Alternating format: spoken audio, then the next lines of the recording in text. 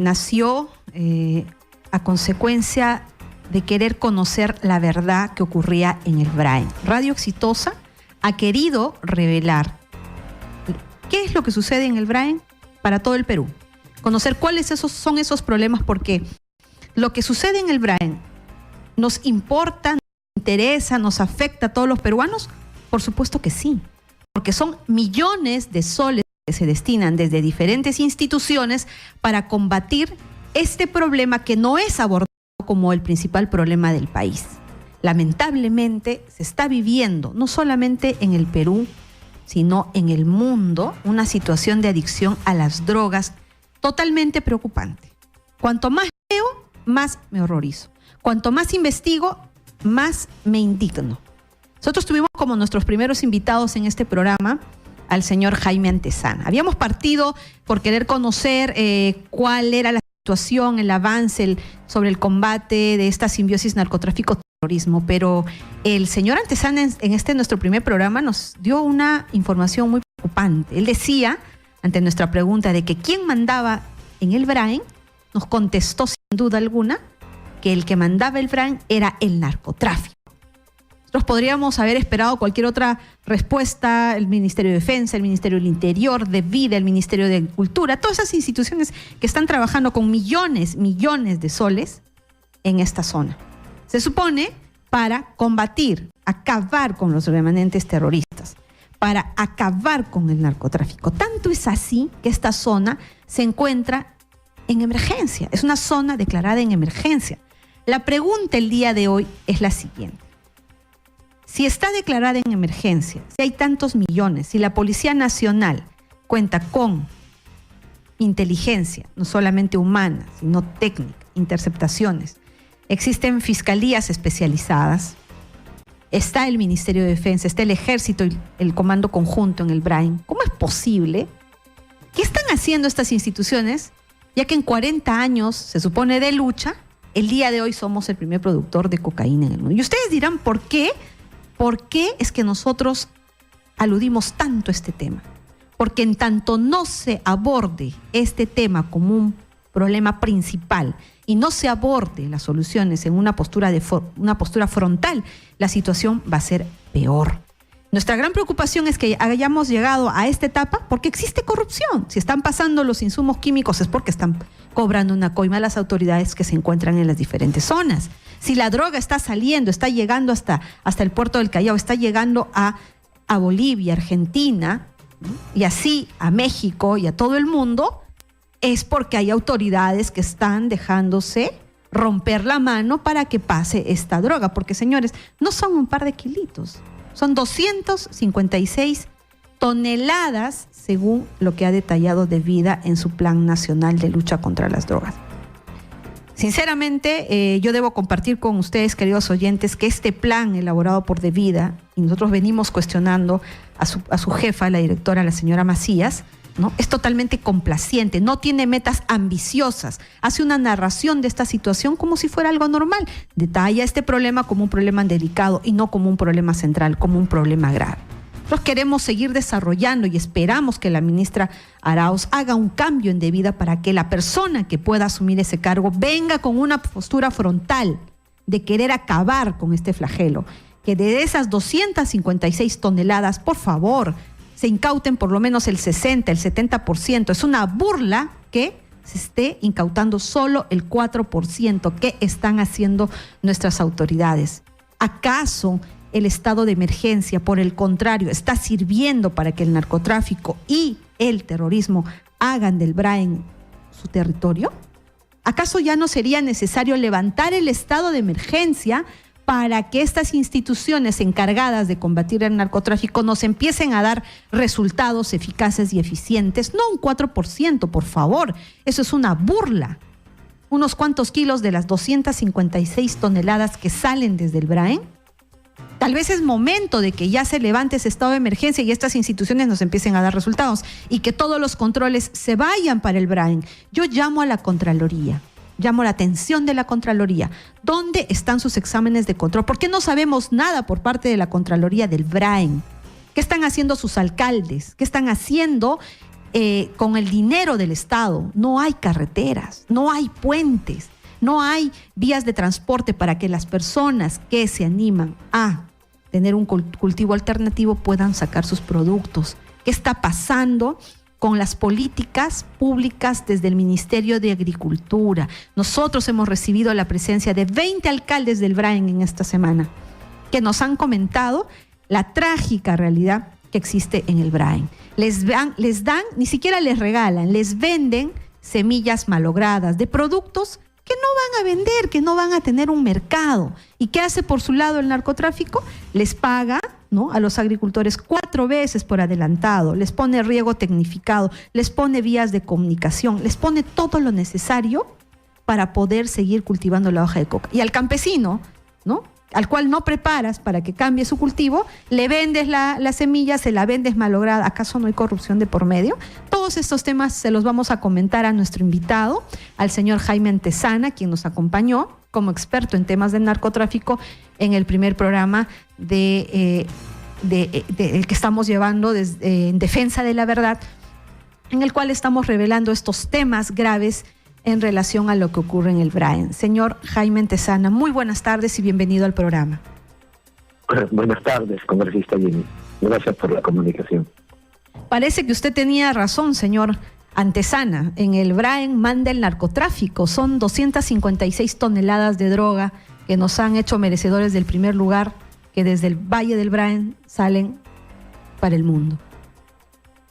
Efectivamente, yo vengo sosteniendo de que en el BRAE quien manda es el narcotráfico, ¿no? Es el poder real. A él se subordinan todos los demás poderes. ¿Y por qué ocurre esto? Porque en el BRAE no tenemos, como dice de vida, 18.000, 19.000 hectáreas.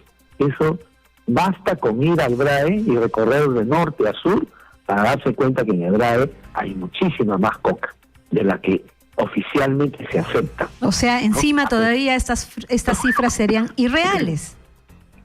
Bueno, pero el estimado que estás dando, si son alrededor de 250 toneladas de cocaína que se produce en el BRAE, y no es una cifra nacional, sino una cifra de BRAE, entonces sí estamos cerca de la realidad en cuanto a la producción de clorhidrato de cocaína.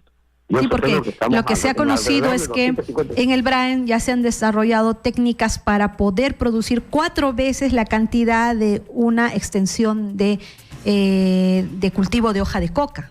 Entonces imagínense, incluso hasta tecnología ya se ha desarrollado, por eso sería la cantidad tan grande de cocaína que sale desde el Brain. Bueno, lo que habría ahí es lo que habría ocurrido es un incremento de la productividad. Porque hasta el 2008 teníamos la productividad por hectárea de coca anual era de 3 toneladas 200 kilos. O sea, era una producción ya industrial. Si ahora es 4 toneladas por hectárea, obviamente ya estamos en una dimensión que ha superado lo que conocíamos hasta ahora, ¿no?, con la cifra que nos movíamos en cuanto a productividad de hoja de coca, ¿no? Y eso obviamente es indesligable de la productividad de la cocaína. O sea, cuanto más productividad de hoja de coca hay más producción de cocaína. En consecuencia, el BRAE es hoy el principal centro de producción de cocaína, no solo del Perú, del mundo, ¿no?, pero donde no existe una estrategia antinarcóticos.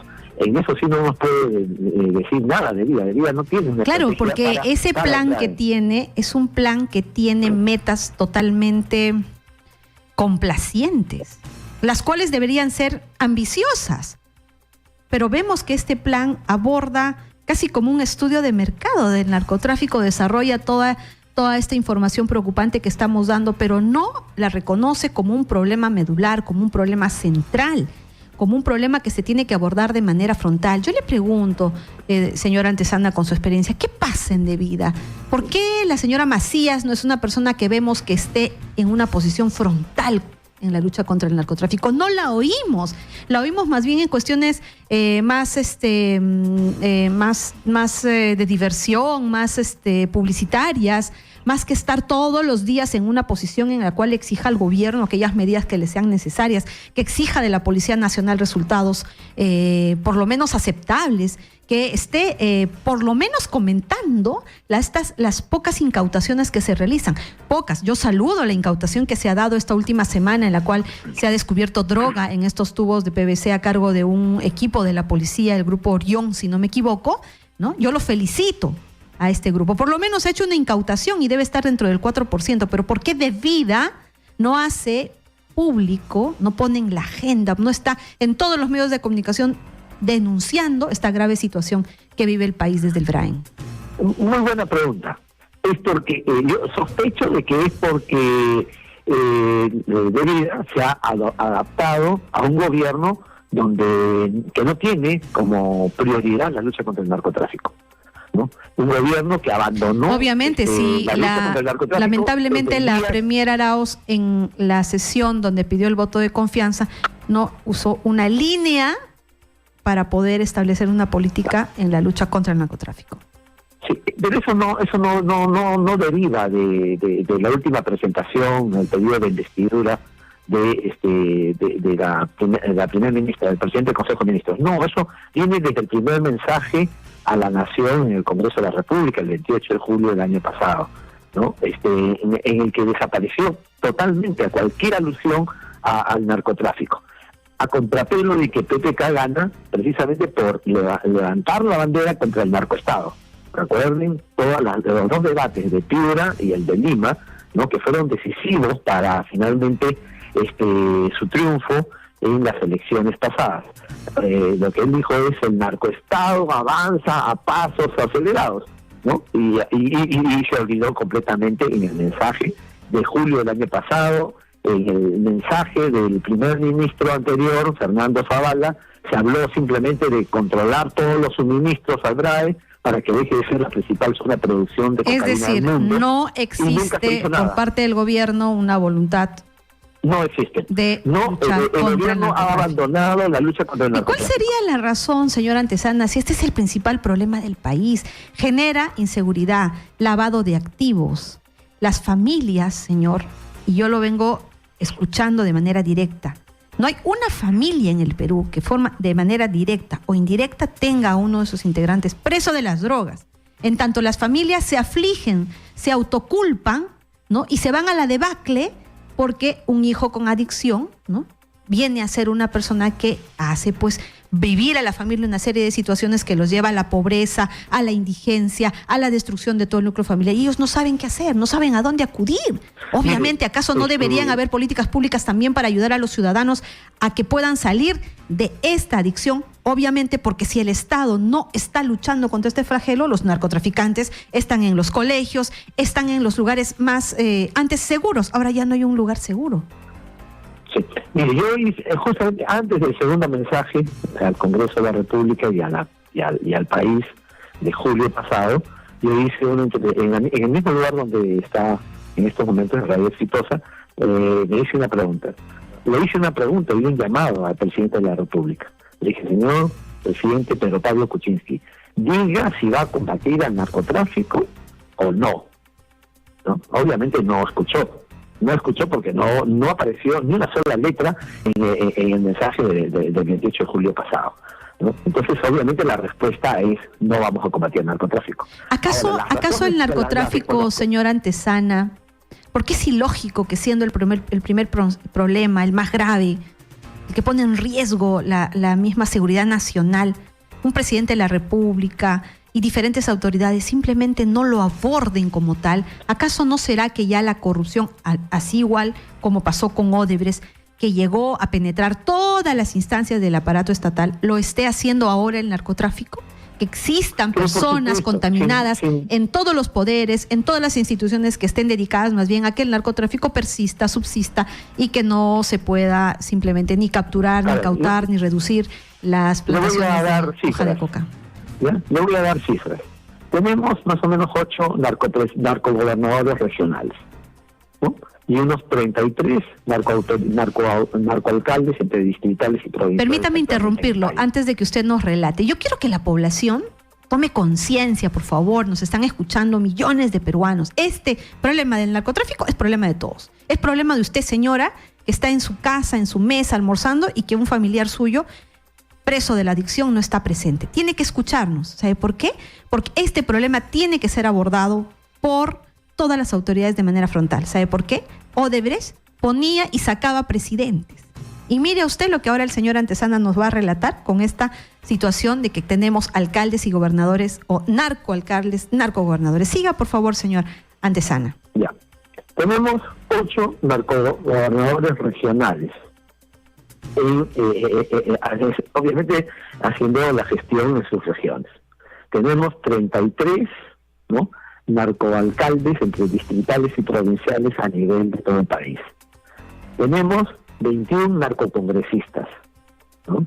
14 son de Fuerza Popular, ¿no? El resto se distribuye en los diversos partidos, ¿no? Entonces, estamos hablando obviamente que el narcotráfico tiene una notable presencia en la vida política del país, ¿no? Para mí, a mí me queda muy claro que... Y las instituciones del Estado, la Policía Nacional, el Ministerio de Defensa, ¿no? El mismo gobierno, el Ministerio Público, el Poder Judicial. En el Ministerio Público... Porque no hay peces gordos. Yo le preguntaba a unos fiscales, señor Antezana, expertos en el tema de narcotráfico, cuántos peces gordos habían capturado o tenían en sus investigaciones.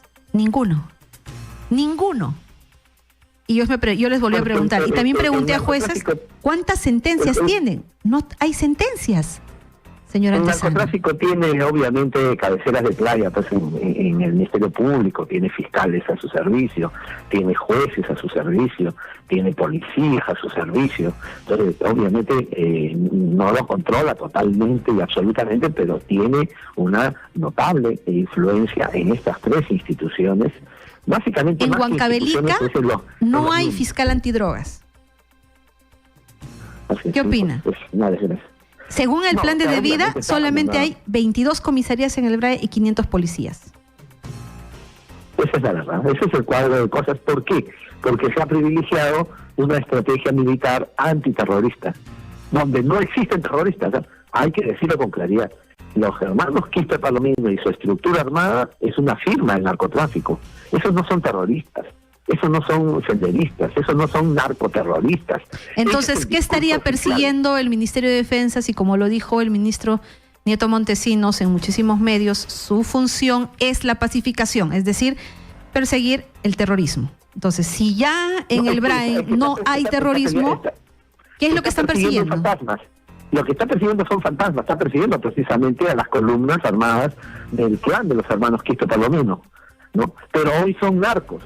Ellos han tenido las cosas de maceración entre el 2001 hasta el 2006, han tenido laboratorios de refinamiento de cocaína en la zona de Vizcatán, en Bidón específicamente, 3 laboratorios, ¿no? Uno brasileño, otro colombiano y otro del primo Luis o Lucho de Víctor Quispe Palomino. Entonces estamos hablando de una narcoorganización armada. Eso es, en eso ha derivado esta organización. Entonces la estrategia está equivocada. Y el ministro de Defensa, cuando ocurrió una de las emboscadas, creo que la de Churcampa, salió a decir lo que hay que hacer en el BRAE es que ya existe una organización criminal, que es lo que yo considero que debería ser lo correcto, y por lo tanto hay que enfrentar al narcotráfico, ¿no? En una entrevista extensa dijo que había que hacer el control de insumos químicos, había la lucha contra el lavado de activos, programa de desarrollo económico social, etcétera. Sin embargo, la semana pasada, cuando da cuenta de la operación llamada Penaz, ¿no? Habla ya de narcoterroristas, ¿no? Entonces, el propio ministro entra en flagrantes contradicciones. Es muy preocupante la posición tan contradictoria realmente que hay por parte de las autoridades. Para justificar la estrategia militar. Mire, hace un mes y medio dijo que habían 9.600 soldados y la semana pasada dijo que habían 7.000. Pero incluso de los 7.000, 1.500 estarían destinados a cuidar el gasoducto, ¿verdad? Pero no hay nada que cuidar, porque obviamente los hermanos Quispe Palomino son una firma en narcotráfico, no van a ir a destruir los ductos de Camisea, eso es una ficción. ya lo hubieran hecho hace mucho tiempo y nunca lo han hecho. Ellos mismos han dicho de que ellos no van a chocar con eso. Obviamente que no van a chocar con eso. ¿Por qué? Porque ellos están dedicados a facilitar la distribución de la cocaína de que sale del RAE rumbo, obviamente, sea Huancavelica, sea Junín, sea Cusco, sea Purímac, ¿no? Entonces están en otra cosa. Ellos no son terroristas precisamente por eso, ¿no? Lo que ellos hacen son otra pregunta, señor Antezana, usted que es experto en estos temas. Nos hacían conocer la semana pasada en esta operación Tenaz, donde se incautó una cantidad ínfima de cocaína, pues una burla a las 256 toneladas que salen del Brain. La captura del camarada Ciro, si no me equivoco. Pero... No, abatimiento. El abatimiento del camarada Ciro, dicen, ¿no? Un importante cuadro, ¿no? Dentro de las huestes terroristas. Pero los peruanos se preguntarán, millones de peruanos que nos están escuchando, siempre se preguntarán porque la información que sale siempre es muy, muy genérica, ¿no? ¿Y dónde está el cuadro que nos diga que realmente es un alto mando, ¿no? O es, quién sabe, un campesino que simplemente estuvo en el lugar. O sea, ¿cómo es que conocemos realmente, ¿no?, que es un alto mando? Para que puedan mostrarlo y no suceda lo que sucedió en el gobierno pasado. Quiero comentar 3 cosas sobre el operativo Tenaz.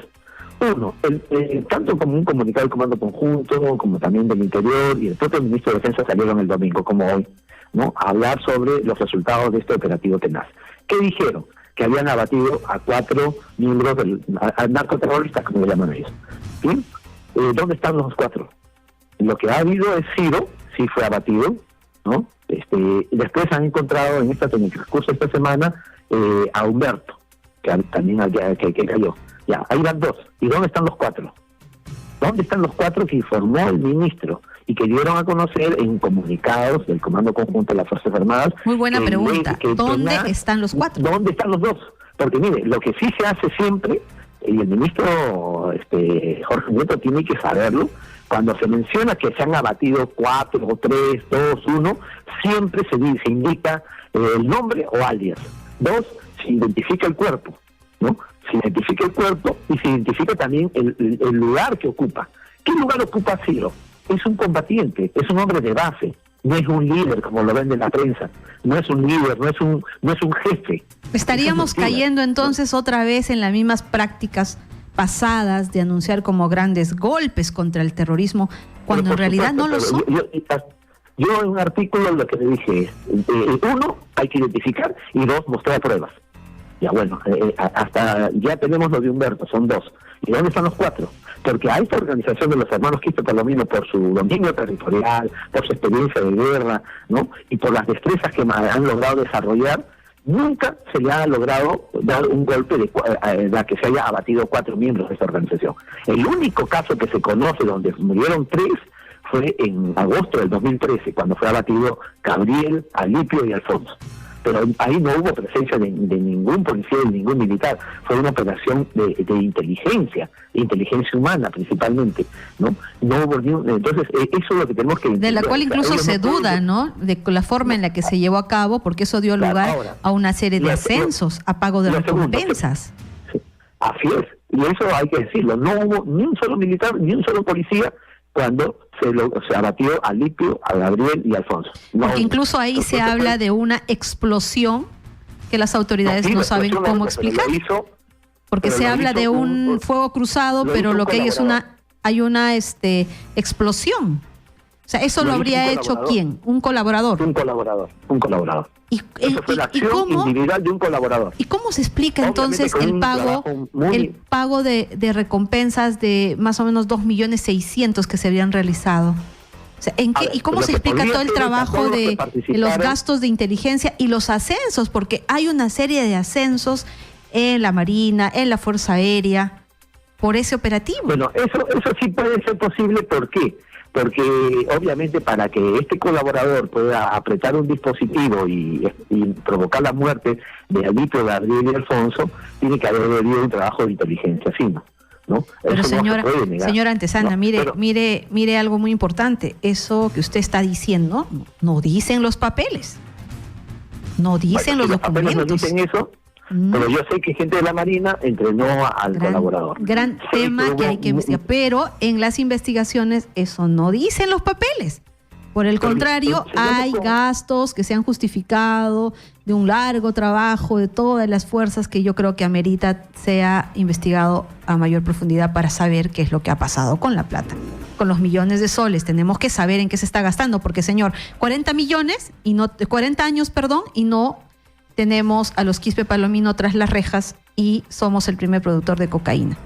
¿Acaso no es momento ya, señora Antesana, que se levante el estado de emergencia, que me parece estaría siendo más bien como un pretexto para tener la confidencialidad, el miedo a la zona y que todo sea totalmente secreto y que los controles sean evadidos? Yo creo que es tiempo que ya todo se levante el estado de emergencia y vayan al BRAEN todos los controles. ¿Usted qué opina? Yo coincido con eso, pero con lo siguiente.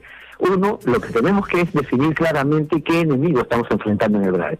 Y para mí lo que estamos enfrentando es al narcotráfico y sus estructuras armadas. En consecuencia, si definimos claramente que el narcotráfico es el principal enemigo y sus estructuras armadas, como los hermanos Quispe Palomino y otros grupos que dan seguridad a los mochileros, es el problema principal, entonces este no es un problema de las Fuerzas Armadas. Este es un problema de una estrategia integral de lucha contra el narcotráfico.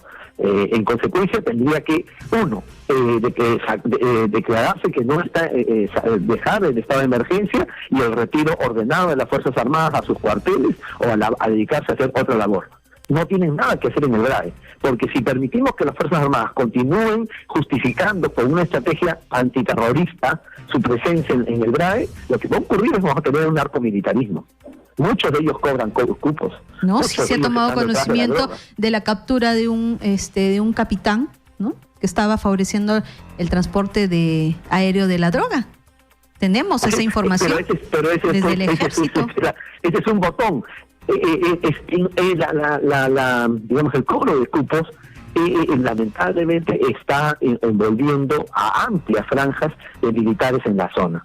Incluso extorsionan a los mochileros para recibir el cupo y permitir el paso de la droga. Ese es el gran problema. Y déjeme comentarle algo más. Seguramente tenemos que retirar las Fuerzas Armadas antes porque ellos dicen que no tienen que ver nada con la lucha antidrogas, que ellos no pueden hacer la que se levante el estado de emergencia y que vayan todos los controles a el BRAEN. Lo que se retira las Fuerzas Armadas, porque no hay necesidad de las Fuerzas Armadas. Todos los golpes que se han asestado a esta organización desde el 2012 hasta el 2016, incluido lo que ha sido el abatimiento del Ciro, no fue necesitado ni de 7.000 soldados ni de 9.600 soldados, como son las dos cifras que manejó el ministro de Defensa en el último mes. Entonces, no tiene ningún sentido. Siempre esto es alta inteligencia y se necesita equipos de alta calificación, pequeños, para poder abatir a los jefes de esta narcoorganización. De lo contrario, señora Antesana, estaríamos ante una zona liberada, ante una zona donde gobierna, donde manda el narcotráfico. Así es. Mientras prosiga la estrategia militar antiterrorista, el narcotráfico va a mandar. Y los Quispe Palomino van a estar contentos. ¿Por qué? Porque obviamente ellos no le dan ninguna posibilidad a las Fuerzas Armadas para que les abatan así tan fácilmente a ninguno de sus miembros. En el Plan Nacional de Lucha contra las Drogas, señor Antesana, solamente se han dedicado 7 líneas para mencionar que hay un problema de corrupción. 7 líneas para decir en el BRAEN hay corrupción, pero no dicen cómo, ni de parte de qué autoridades, porque obviamente para que toda esa droga salga, para que los insumos químicos entren, están rompiéndole la mano a las autoridades responsables. Entre ellos, pues, quienes estén por parte de la Policía Nacional, del Ejército Peruano, de los alcaldes, de todos aquellos que se ven comprometidos. Aquí realmente la razón por la que está campeando, o sea, por la que ha avanzado el narcotráfico, en la medida en la que ha avanzado, es la corrupción. Y esa es una visión que tiene que ser adoptada como tal y tiene que darse un enfoque. O sea, si yo voy a destinar dinero y se lo van a robar, si yo voy a destinar dinero para inteligencia y se lo van a robar, voy a destinar dinero para que se combata el terrorismo y se lo roban, o sea, ¿dónde estamos? Por eso es que somos, pues, los primeros productores de cocaína para el mundo. Señora Antesana, muchísimas gracias Sus aportes son muy importantes. Yo sé que toda la población nos ha escuchado, nuestros oyentes están interiorizando. El narcotráfico es problema de todos y así lo tenemos que asumir y así lo tenemos que exigir. El narcotráfico y la delincuencia subsecuente del narcotráfico que está viviendo el país es hoy en día el principal problema que tenemos que enfrentar. Lamentablemente el gobierno no lo ve así. Solo se ha dedicado a las bandas criminales y no al narcotráfico con el énfasis que éste necesita. Y el país entonces puede francamente marchar a un narcoestado y no lo enfrentamos. No lo estamos enfrentando. Desde aquí hacemos un llamado a todas las autoridades, desde el presidente Pedro Pablo Kuczynski, al ministro Nieto Montesinos, al ministro Basombrío, al fiscal de la Nación, al presidente de la Corte y a la procuradora de lucha contra las drogas, a la procuradora Sonia Medina. No sabemos nada de ella.